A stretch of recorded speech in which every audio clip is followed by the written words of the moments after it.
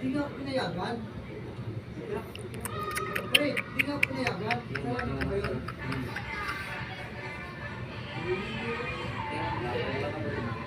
So,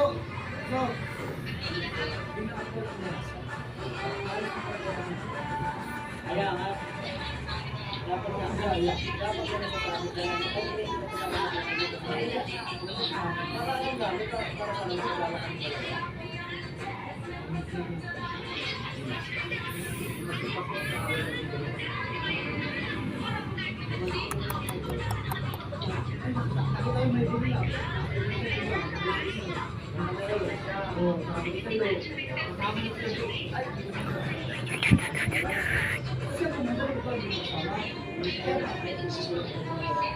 Tapos siya nakarating doon, habang sa naglaan ng mga sa atin na.